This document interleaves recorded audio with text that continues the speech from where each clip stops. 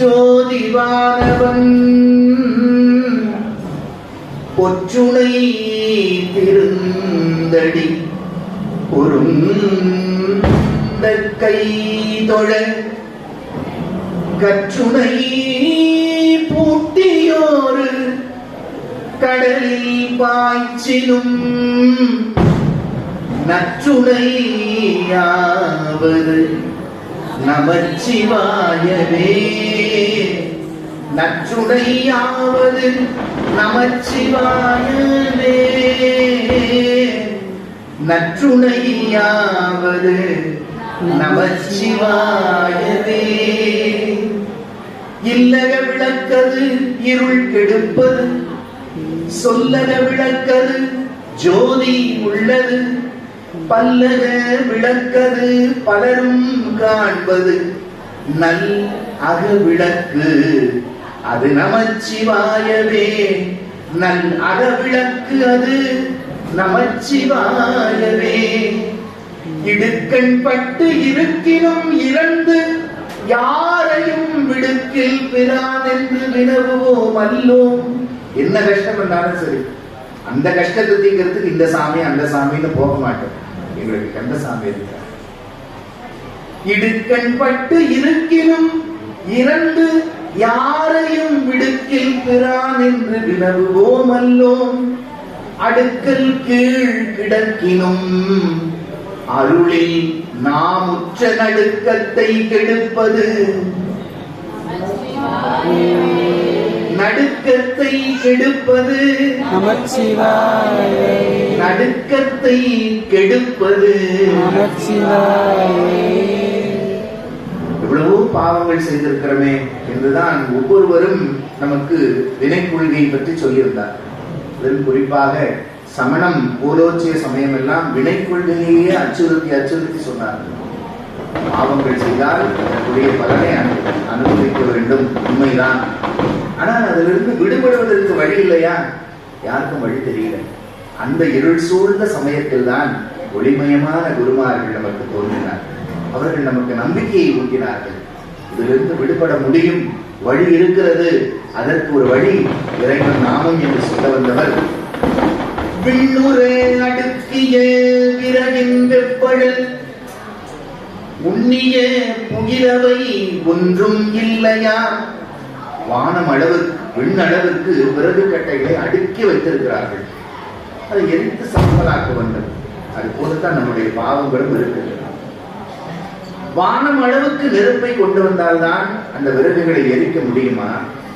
அல்லது ஒரு சின்ன நெருப்பு துண்டு இருந்தால் அந்த அத்தனை விறகுகளும் எரிந்து போகுமா?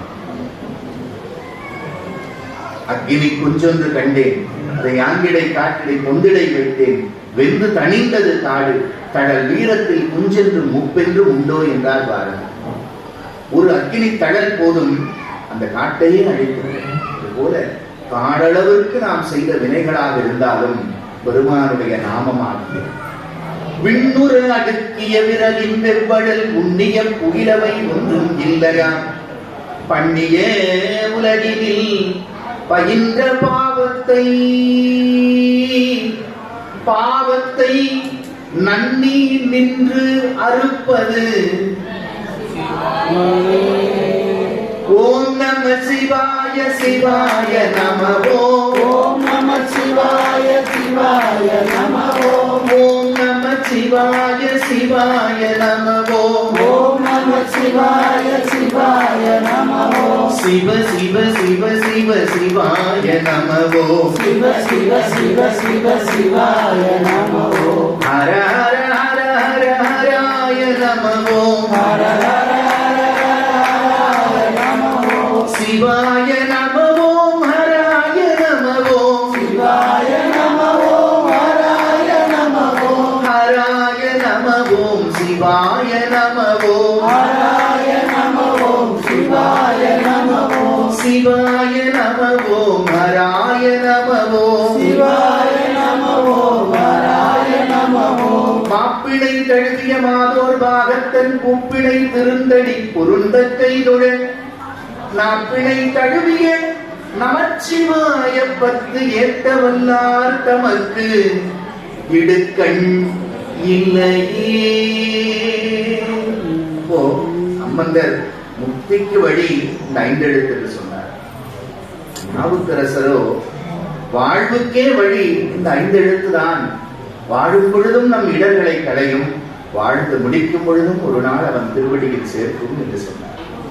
அடுத்து இந்த நாமத்தை நாம் எப்போதும் நினைவில் வைத்து நம்முடைய உள்ளத்திலே உள்ள வேண்டுமானால் அதற்கு நமக்குள் ஒரு பற்றுதல் வேண்டும்.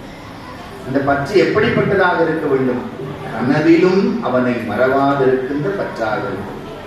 கஷ்டம் வரும் பொழுது சாமியை நினைக்கக்கூடிய பற்றாக இல்லாமல் என் நிலையிலும் எப்பொழுதும் கனவிலும் கூட உன்னை மறவாத நிலை வேண்டும். அதற்கு என்ன வழி என்று நம் சுந்தரமூர்த்தி சுவாமிகள் சிந்தித்தார். ஏன்னா மறந்ததனால என்ன துன்பம்னு உணர்ந்தவர் சுந்தரர்.